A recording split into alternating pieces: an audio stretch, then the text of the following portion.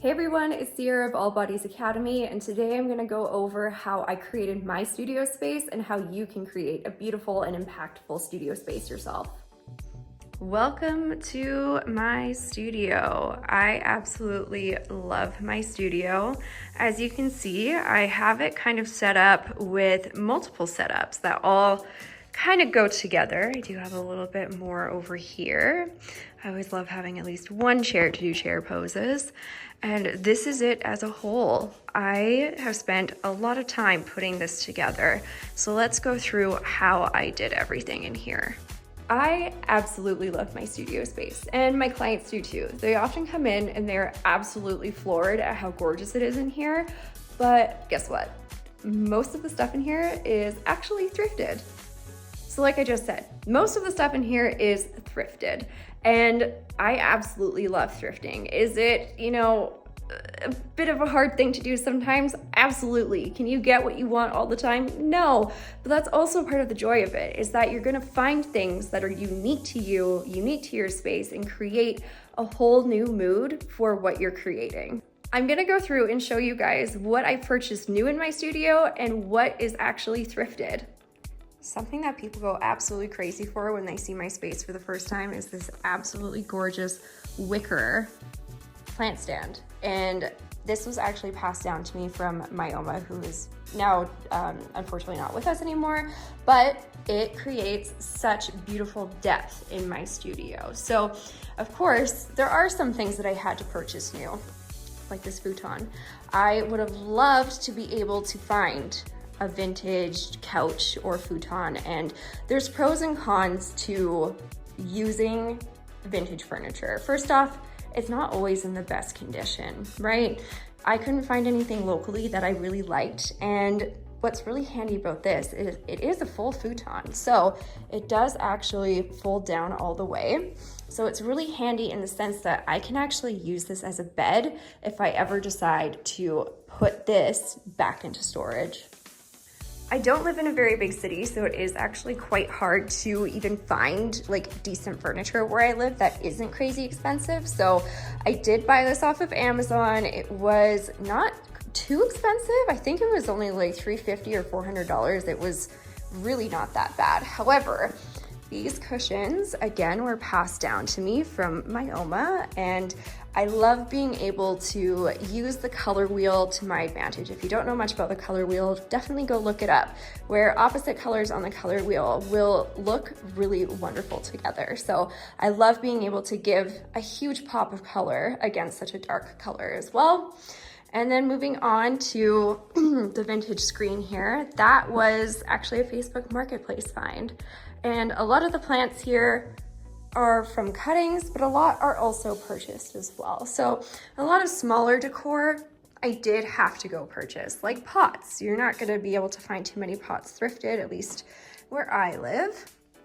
And up here, I have some macrame. I made those macrame. They're a lot cheaper now than they used to be. That was during COVID. I went ham making macrame plant hangers. But the gold frame back here, that one was actually thrifted and I painted it myself. These two frames are from the dollar store, I wanna say. Again, like not expensive. And the prints, I actually just got done at a local printing shop, but they are free use images. So they basically have no copyright against them. So you can use them for different projects or for decor in your home. I have left these frames incredibly empty. However, the dark green and the gold are such a vibe and they give such beautiful dimension. I get compliments on this wall all the time. I have been in this studio for about 2.5 years and they have stayed up just wonderfully. They're on here with just, I don't know if you can see, maybe over here. Ooh, just command strips, nothing too fancy at all. And yeah, I basically spent the time finding them. I went to actually a neighboring town that has a really wonderful thrift store that is super cheap. I wanna say that they were all oh my goodness, like a couple dollars a piece. This one over here I did buy at Michael's many years ago, but it was finally time to use it for something. It was just in storage for a really long time. But it adds, again, like it adds so much dimension into this space. I have 2 chandeliers in here. Those I did have to buy new. Unfortunately, I could not find anything that I really liked that were used. But again, these were not crazy expensive. I think this one was about $125, and then this one was around the same price actually. Now let's get into the bed. So I have not always had a bed in here. I didn't have a bed in here until about last year sometime. I have had this bed frame for probably about 7 years. I did have it set up at my old studio, but I hadn't used it in, oh my goodness, probably about 4 years, pre-COVID for sure. So yeah, it's very sturdy. It is wrought iron, as vintage as it comes, and this was like 30 bucks. 30 bucks on Facebook Marketplace, and it is one of the best purchases I have ever made off of there. It was very hard fitting it into my car. I also wish it was much easier to find blankets thrifting as well, but it is quite hard. So I got that one when I went to the States years ago. But again, I love being able to add textures. That is such a great way to add more depth to your photos, is textures. So there is this one with a few different colors on it. And then this one, oh, there's a fluff on there. I love how there's the ribbing in it, so it gives some really gorgeous texture. So when I have them all laid out on the bed, obviously my sheets are wrinkly, but it doesn't really matter too much because I always have 3 or 4 blankets covering, and they're just kind of all over the place. Again, creating that depth, creating that texture that you want in your images. And here's me. This is one of my favorite things in my studio, and everybody loves it as well. This mirror was a steal. I went to HomeSense where I live, and I walked in, I went to the mirrors. I was looking for a mirror that day. I was ready to drop. Oh my goodness, I saw one online that I really liked, and it was about $600. I was ready to drop about $600 on a mirror. And I'm so glad I didn't, because I found this one and it is so much more unique. It was $125. I snatched it and I ran out of there. I was like, nope, this is not happening. This is mine. Nobody else can have this. And as I was leaving the store and getting into the parking lot, I had about 4 people stop me and ask me, where did you get that mirror? Is there another one? How much was it? And it was the only one there, so I snagged it. And again, it's one of my prized possessions. It's so fun to take photos in the mirror.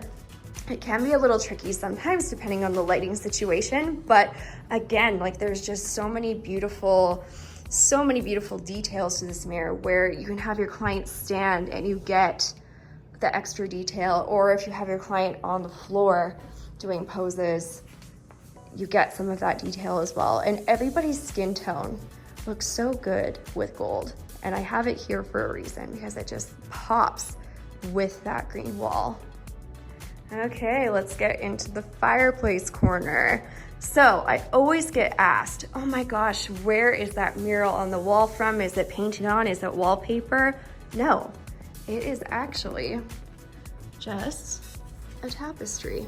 I nailed them to the wall with little finishing nails, as you can see up there. Am I good at that kind of stuff, at putting things up? No, but once you put it on your wall, nobody's ever gonna notice, especially if you have stuff in front of it. If you just have in your studio a bed with a tapestry behind it, you're gonna absolutely love it. It's gonna create such beautiful depth to your pictures and such a beautiful backdrop. We want to create layers and depth to our images. So by adding a tapestry, you're adding so much depth already. And then not everything in here is how I've had it set up recently, but that's just because the tub is here. And when I have the tub here, I take 90% of the things in my studio and switch them around. I usually have like plants on both sides and it looks absolutely stunning, but I just don't have anywhere to store it between sessions. So it's staying here for right now.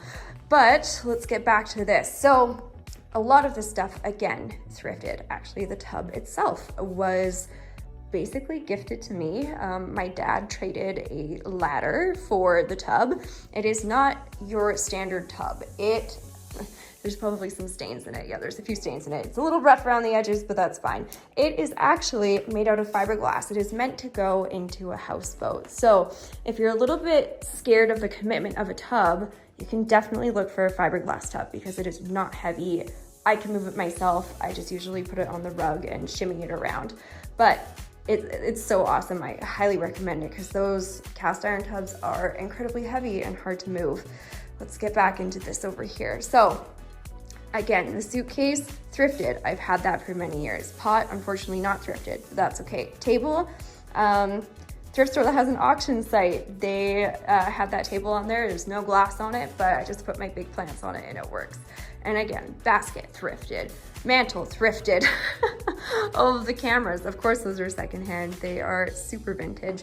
Things like the little bottle over here, you can always just use a regular wine bottle and put those in as well.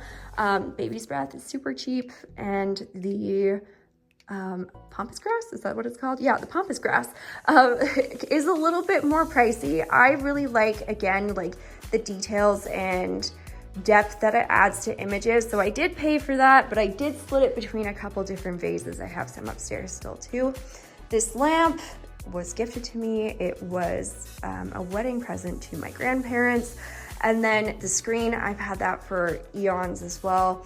And this bench over here, or stool, that was an IKEA find, and I wish that they still made them, but they don't. They are also awesome for posing, for sitting posing. And I'm sad every single day that they do not make these anymore. I also just keep things like a nice vintage chair around and this lovely ottoman here too. So I rant about this a lot, and it is a very valid rant. A lot of new furniture does not have weight grading. And if you don't know what I'm talking about, all furniture should have a weight limit set on it. And a lot of furniture that is made now does not. So I actually prefer vintage furniture because it is made so much better than furniture made and produced now. It can be a bit of a struggle, absolutely. The reason I got the futon is because it had a weight grade on it. It had an 800-pound weight grade, and I was like, okay, that's great. So that's like 3 or 4 people I can get on there comfortably and not have an issue. I have had, clients come to me and say that they have gone to other photographers and not had a good experience because they couldn't use the furniture. And I never want anyone to feel like they are not included. So I make that a huge mission of mine to be able to let every client use every piece of furniture and decor in my studio. So the chair and the ottoman are both very sturdy. I have done a lot of tests on them and I feel absolutely comfortable on them. I've lost a lot of weight over the last year, and even when I was heavier, I was comfortable on it. Let's talk about rugs really quick. These rugs, again, both from Amazon. I could not find anything local that was affordable. You will find that rugs in a boudoir studio get extremely hairy. So I spend a lot of time actually with a special tool to basically rake out hair from the rugs, which sounds so gross, but vacuums just don't pick up everything. So keep that in mind if you add rugs to your studio. However, it is, again, a really nice way to add depth to your images and shoot for colors that go with your space. The blue, and then again, having this here with accents of, it's coming up a little bit brown on camera here, but they are more of like a burnt orange and different greens. I absolutely love this rug. So like I said earlier, you're wanting to create some depth to your images. If you even just have a couch, don't put it right against the wall. You're gonna wanna pull it out a little bit. Maybe add something behind it, like a screen or a couple photos. Think of things that you can add to make your space just look a little more interesting. What makes clients want to come to you? A unique space can definitely be part of the experience and what you offer. A lot of clients will be attracted to your unique and beautiful space. I've had people book me just because they loved my space so much. And again, it wasn't crazy expensive to put together. I truly believe that everybody could put together a really unique space if they just take the time to look for the right pieces and pieces that call to them. When creating your space, you're creating a multi-dimensional space with textures and colors, and you want people to be able to see that and go, oh my gosh, I want that. I want my photos taken there. You want to be able to have people envision themselves in your studio, having their photos taken and having the experience that you're going to give them. Don't be afraid to get creative and show that side of you in your space. Trust me, people will love it and they will come to you for it. That's everything I have for today. Don't forget to join the All Bodies Boudoir Academy group on Facebook and follow us on Instagram as well. And I cannot wait to come back with more little videos and tutorials for you.